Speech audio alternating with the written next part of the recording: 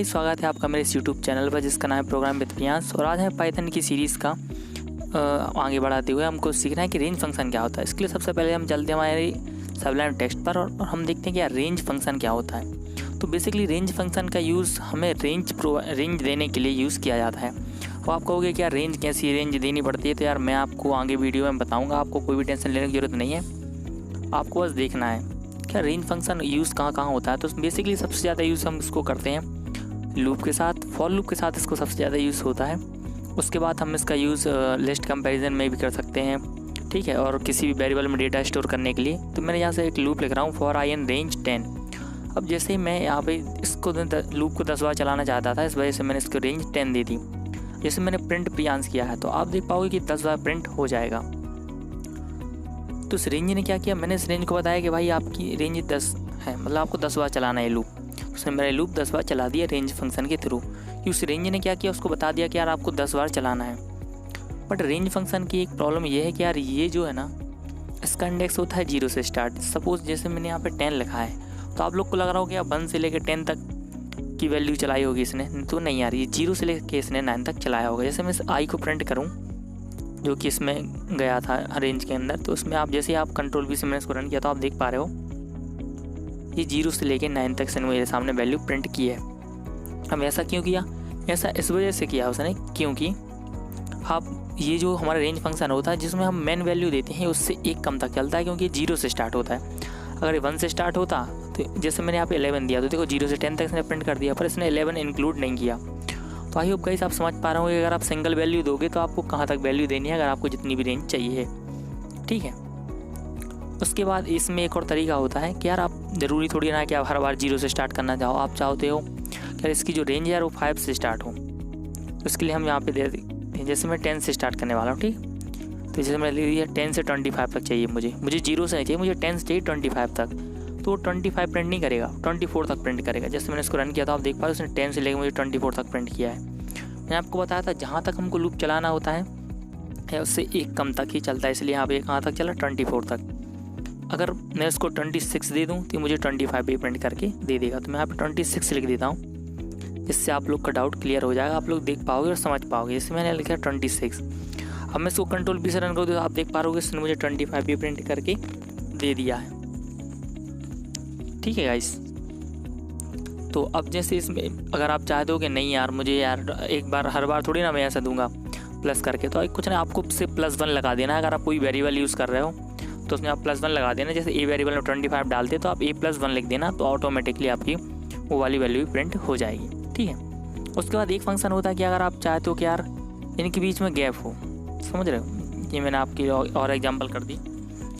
अब होता है एक फंक्शन क्या है, जैसे आप नहीं चाहते कि यार ये 1 by 1 प्रिंट हो, जैसे 10 के बाद 11, 12, 13, ये गिनती टाइप ही नहीं, आप चाहते हो उनके बीच में स्टेप का गैप आए। मीन्स जैसे मैंने यहाँ पे 2 दिया, 3 दे देता हूँ, तो आप देख पाओगे कि पहले 10 में +3 होगा, फिर 13 में +3 होगा, फिर 16 में +3 होगा, ठीक है, फिर 21 तक नहीं जाएगा। क्यों नहीं गया, क्योंकि ये लास्ट वैल्यू को इंक्लूड नहीं करता है, ठीक है, वो एक्सक्लूसिव रहती है, इंक्लूड नहीं रहती है। जैसे मैंने यहाँ 5 दे दिया, उसने क्या किया 10 में +5 किया, फिर 20 किया, ठीक है। तो यहाँ पे आपको वो स्टेप देना कि आप जितने स्टेप आप चाहते हो कि वो स्किप करें, ठीक है, या फिर प्लस कर दे। तो जैसे मैंने यहाँ पर 2 दिया तो 10 + 2 12, 12 + 2 14, 16, 18, 20। और लेकिन आप चाहते हो, आप एक और इसमें फंक्शन होता है कि आप चाहते हो कि यार नहीं ये 10 से 20 नहीं, अब मैं चाहता हूँ 20 से 10 प्रिंट हो।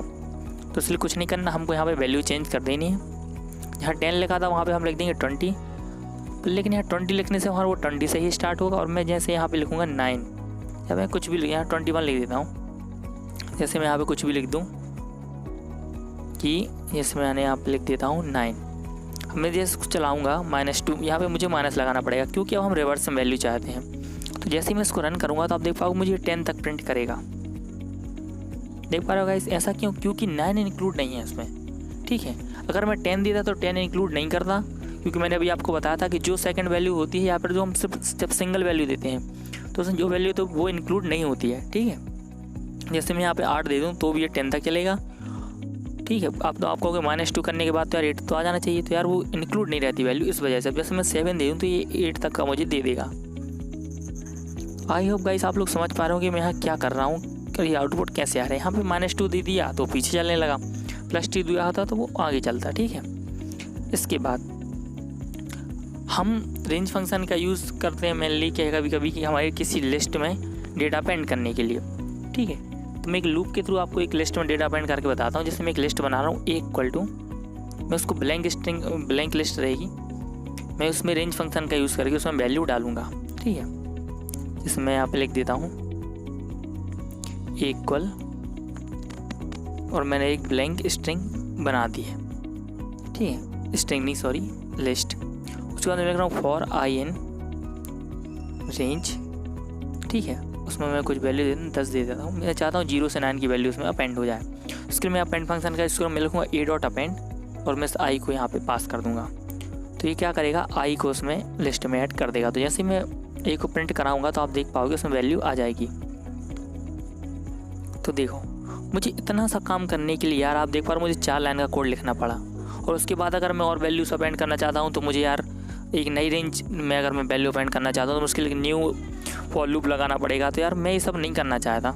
तो उसके लिए हमको क्या करना पड़ेगा, तो उसके लिए हमारा जो एक फंक्शन होता है आइटर टूल से एक हमारी इसमें मॉड्यूल होता है। तो हमें लिखना है फ्रॉम आइटर टूल इम्पोर्ट चेन। तो चेन फंक्शन का यूज़ करके हम इसमें हमारा डेटा डालेंगे। जैसे एक कॉल में लिखूँ चेन रेंज, तो मैंने यहाँ पे रेंज पास कर दी। मैं बेसिक यहाँ पे उतनी 10 ही पास कर देता हूँ। यहाँ पे कुछ भी पास कर सकते हो आप, कोई ऐसी दिक्कत नहीं है। मैंने यहाँ पे 11 पास कर दी क्योंकि मैं चाहता हूँ 0 से 10 तक का डेटा करे। उसके बाद मैं एक और रेंज देता हूँ कि यार पहले आप 10 तक प्रिंट करो, उसके बाद 10 से लेके आप आगे तक का डेटा प्रिंट करो, ठीक है। 9 से कर देता हूँ। यहाँ पर किसी भी चीज़ से आप करना चाहो, जिससे भी आप करना चाहो उससे आप अपनी वैल्यू इंक्रीज़ कर सकते हो। मैं 11 से देता हूँ क्योंकि मैं 10 उसमें ऑलरेडी आ चुका है। वैसे मैं 10 भी दे सकता हूँ और आप जो भी देना चाहो आप दे सकते हो, कोई दिक्कत नहीं है। इससे क्या हुआ कि अभी हमने जो एक बार लूप चलाया था इसमें आप समझ लो आप 2 बार लूप चला रहे हो, ठीक। और ये वैल्यू उसमें ऐड हो जाएगी। मैं लिखता हूँ 10 से 20 तक की जो है वैल्यू चाहिए उसमें 2 का गैप होना चाहिए। मीन्स 10, 12, 14, 16, 18। तो जैसे मैं इस ए को प्रिंट कराऊँ तो ये डायरेक्ट प्रिंट नहीं होगा, ठीक। इसके लिए मुझे इसको तोड़ के ही प्रिंट करना पड़ेगा क्योंकि जो आइटर टूल्स होता है ये एक अलग क्लास और लाइब्रेरी में हमारा डेटा देता है। ये हमारे लिए लिस्ट में डेटा नहीं देता। पर आप उसको देख पाओगे कि आप हम उसको 1 by 1 इसने मुझे एरर दिए रन करने पर, सॉरी आइटर टूल्स होता है।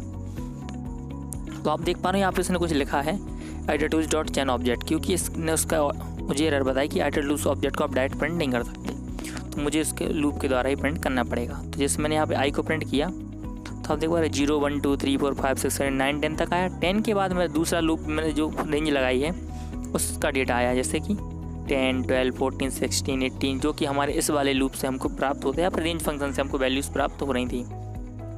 तो आई होप गाइस आप लोग देख पा रहे होंगे और समझ पा रहे होंगे क्या यहाँ हो रहा है। आप चाहते हो एक नया रेंज लगाना तो आप उसके बाद कॉमा के बाद एक न्यू रेंज दे सकते हो। आप इसको भी चेंज कर सकते हो। आप यहाँ पर जो भी आप करना चाहो आप कर सकते हो। पर आप लोग समझ पाओगे ये चेन फंक्शन क्या होता है, उसको कैसे यूज़ करना है।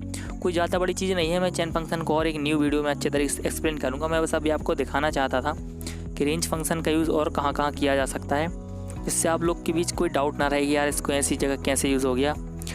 मुझे तो पता ही नहीं यार ये चीज़ें ऐसी कैसे होती है। मैं अब एक और रेंज दे रहा हूँ 21 से लेकर 40 + 5 का उसमें गैप होना चाहिए। तो आप देख पा रहे हो 21 में उसने 5 ऐड करेगा तो 26, फिर 5 ऐड करेगा 31, फिर 5 ऐड करेगा 36। मैं एक न्यू रेंज दिया। अगर सोचो अगर इसी काम के लिए आपको 3 लूप लगाने पड़ते तो कितना ज़्यादा बेकार लगता हमारा कोड और काम भी इतना ही होना था। इसलिए हम इस फंक्शन का यूज़ यहाँ पे करते हैं। तो आई होप गाइस आप लोग को आज की वीडियो मज़ा आया होगा और आप लोग को समझ में आएगा यार रेंज फंक्शन क्या होता है। बहुत से लोगों को पहले से रेंज फंक्शन पता है पर लेकिन जिनको नहीं पता आई होप उनको इस वीडियो समझ में आएगा। अगर वीडियो पसंद आई तो लाइक शेयर सब्सक्राइब जरूर करें और नए हो तो हमारे चैनल को जरूर